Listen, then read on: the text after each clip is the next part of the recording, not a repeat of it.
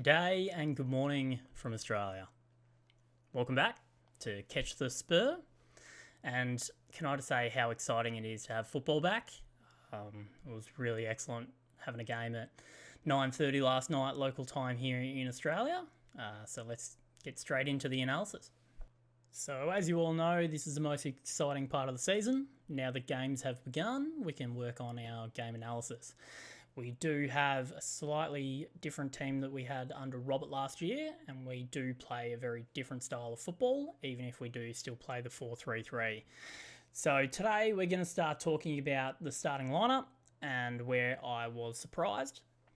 First half and second half performances. We'll fire off some quick fire notes about individual players, and then we'll get into some fantasy notes as a whole about my team and hopefully all of our teams going forward. Just remember, as this is a podcast about the women's game, this is all about my opinion and just trying to engage in conversation with the greater community. As always, jump on Reddit. The subreddit for the Spurs women was going off last night during the game, so please get involved there. Now to get us started, the starting lineup. Obviously, Martin Ho was manager of the day. Copping goals, Ribrick, Koga, Hunt and Nilden along the back. Subbanen spent in defensive midfield positions and Holt in attacking. Then we had Dennis on the right wing, England in the middle, Naz off the left. Heaps, Jackson, Grant, Ottos, Artanen, Graham, Gunning-Williams and Tanberg to start on the bench. Now I've highlighted a couple of key players here just because they were points of conversation. Obviously we were a little bit light in the right back position, so we played Ribrick there to begin. I was a little bit surprised by this, that we wouldn't have other choices, and we obviously don't have a lot of squad depth for that right back position. Apparently Neville was questionable and didn't make the physical, so that did make us play a centre back in a right back position. However, to begin the game, especially for the first 10 minutes, it was really positive to see Nilden pushing up the field and really getting those overlapping runs and playing more when we're going forward as a back three, and then once we'd lose possession, trying to shuffle back into that back four. There was even one time when Nilden was up the field and Subbanen jumped in to make that back four. So as I previously stated, I really enjoyed the first 10 minutes of our play. You've got Kopp here at the back, Ribrick, Koga, Hunt in the back line. With these three, because Ribrick's more of a centre-back, going forward, it's really allowed Nilden to get up the field. So that first 10 minutes had a lot of overloads from that side. And because I thought Naz started a bit weak, she didn't seem quite in the game, it was really good that we could overload that side. In the middle here, we've got Drew Spence and Subbanen in the defensive midfield roles. And Holt has been occupying this pocket of space, mostly on the right-hand side in the first 10 minutes, looking for this big switch, and then she was going to attack the back post. So you've also got Jess Naz, Beth England, and Dennis down here looking for this option down the line. So that was really positive that we could adapt our style of play on who we had on the field and who was out of position at the time. My other point was Hunt was starting in centre-back. I would have loved to see Molly Bartz start there, but apparently she didn't make the physical either. We'll talk about her performance later, as I think it was a real highlight. The other player of note there is Holt. I thought we would have been better to start someone like Naz or England in that central attacking midfielder role and have Tanberg or Thomas start up top. Obviously, Thomas wasn't seen throughout the game. And Tanberg did come off the bench, but we'll talk about that as well later. As I previously discussed, Molly Bartrip was out due to an injury concern. She didn't make the physical prior to the game, so we had Claire Hunt start. I wasn't so sure about the idea, but her desperation really showed. Her and Koga both were very, very strong at winning the ball. They did give the ball away a couple of times, especially with those long balls down the field. But this is just one example of how positive they were as defenders. So she's in the middle of the box. She'll get a double header and she'll really put her body on the line to get the ball out of the box. Just watch what she does here.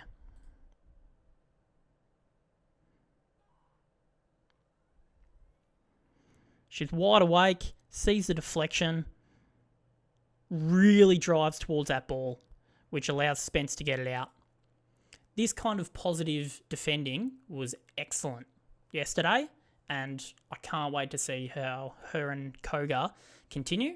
And it's going to actually be hard for Bartz to get back in the team after this kind of performance. As far as the first half is concerned, I think it did take a little while for us to get up to speed of the new season. I think it did come in the second half. Naz especially started a lot better. She really drove at her defenders. She didn't always beat them, but that's what her job is to do on that wing. She's really there to take the risk and put the defenders under pressure. And a couple of times it paid off, a couple of times it didn't, but that's what she's there for. The other player of note there is Holt. In the attacking midfield role, she was really strong and opened the game up for her teammates, holding the ball up, bringing everyone forward and using the ball well. She also got a really good shot off just a couple of steps that went just wide, but really positive signs from her today. With Graham and Tandberg coming on, I think they made a real impact in the game. Tandberg did get a little bit of a soft yellow card early, but it was good to see her physicality. I think that's something that we really are missing. We've got Spence in the middle who can do it, and our backline are not afraid of a tackle, but I don't think someone like Suominen is going to put her body on the line quite to that extent. But Tandberg's presence on those centre-backs was really impressive, so it'll be awesome to see what she can do going forward. And that takes us to the 77th minute mark. Naz and Spence off, Gunning-Williams and Olga Artinen on. Olga had instant impact into our playing style with her long direct diagonal balls, which were damaging to their wing-backs, really opening up the field for Kit Graham and Gunning-Williams, and that's where our goal came from. A lot of desperation, a lot of gambling and presence up the field for the press, won us the ball in a dangerous area, which allowed us to get into the box. Let's watch it now. So as you can see here, Beth England on the ball in the attacking midfield position. This is because Tandberg took that number 9 role when she came on, allowing England to open the game up and drop that little bit deeper. She sends a long ball forward towards Gunning-Williams, something that Olga had been doing since she came on. And even though Gunning-Williams doesn't get the ball, her desperation to want it, to force the goalkeeper into a mistake, is really positive. So Beth sends the ball long. Gunning-Williams knows she's not going to get there first, but she keeps a press on. This is a very pivotal part here where we've got Tandberg, Gunning-Williams, and I believe that's Suominen, all pressing high. They are taking a gamble. If that ball does get out, we are getting counter-attack. But here, we force them into an error. Suominen wins a great ball, drives into the box and brought down. This is excellent football. I'm glad to see that we've really brought this into our game. And Gunning-Williams was awesome when she came on. And as you all know, this led to our first and only goal of the match. Beth England from the spot. It was struck well, but I don't think it was wide enough from the spot. There was a hand on it, but it was struck pretty hard that it couldn't be kept out. I would like to see it go right into those corners into the side netting, but a good penalty nevertheless to start our campaign. Another positive sign to finish the second half was our game management. Quite late into additional time, Ribrink went down, gaining us a few seconds, which also allowed us to bring Grant on for England, burning a few more seconds off the clock, really securing the football game. I have seen some comments around Reddit that they didn't like this kind of sportsmanship.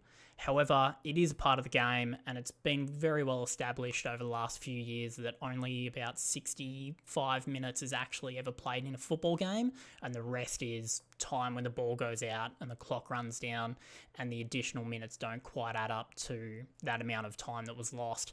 So I think this is something that Martin Ho has introduced into our game. I don't think our game management was as positive last year, especially seeing things like the 89th minute where Beth England takes the ball into the corner. I don't think we've ever done that before, but now we're doing it. She wasn't overly strong and didn't lose that much time off the clock, but going forward, it's a long season. I'm sure we can develop this a little bit better. Now it's time to jump into some quickfire. I think our improvement was much better in the second half. Our first half was a bit two-dimensional, but we really opened up the game in the second half. Especially players like Jess Naz, I thought she was slow and lethargic in the first half, really opened up in the second. Where we were positive and we had good signs, Hunt and Koga were winning balls and they were desperate to win tackles and clearances. Naz's second half was much better. Graham's performance once coming on, she really made some opportunities for our players, especially with those whipped balls into the area. Nilden's early overlaps were very positive. Tanberg's physicality and presence was excellent, and I want to see more of that. Rybrink and Martin Holmes' game management was fantastic. But where I think the game was won was Olga really testing the back line with those long balls. Gunning Williams, her desire to keep fighting for the ball. Summanen in England with the press, and Summanen really driving into the box, the most dangerous area of the field, with the ball. Now let's talk about the most important stat in modern day football, expected goals. We did only manage to post 0.67, while West Ham posted 0.95. We were quite weak from open play, and we did only have the one shot on target, which was the penalty, to 5 missed target shots. So we do need to improve this over the coming weeks, but it is good to see that we can grind out a win from a game like this and take home the 3 points. Please be expected to see this kind of stat every week, as I think it is one of the most important stats going around. Just remember the source is footystats.org. Go check it out. Lastly, let's just have a very quick look at my fantasy team. Kopp was excellent with a clean sheet, same with Hunt, so that was definitely an important get. Carpenter was excellent for Chelsea, and I'm glad I brought her in. She especially looked dangerous with her assists, so I think she's definitely a hold. I think Alana Kennedy at LCL was also fantastic, so that's something we're going to have to watch for going forward. Other important notes around the field: Clinton didn't get a start with her move from United to City, and Bunny Shaw did have a one-on-one that I thought she should have scored, but she didn't quite finish it. It was a good save. Elsewhere around the grounds, I think Smith for Arsenal was the most dangerous pickup during the off-season, and definitely someone we need to watch going forward. Thank you very much for tuning into episode 2, which was Spurs vs West Ham analysis. Please feel free to comment below or find me on the subreddit Spurs Women. I'd love to hear your opinions. Please like and subscribe if you like this kind of content, and I'll see you next week.